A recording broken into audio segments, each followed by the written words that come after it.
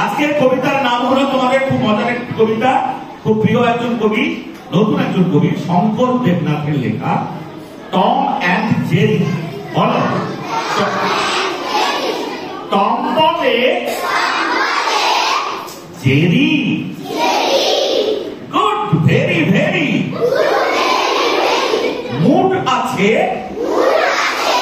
চল গাছে, পেরে খাই চেরি।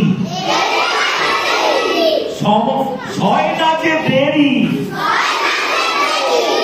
জেরি বলে টম লোভ কর কম। বেস্ট হলো রেস্ট নেওয়া, ঘরে আছে মম ধাপ ধাপ জম। বলো কেমন লাগলো? আরেকবার করে দিই, শোনো।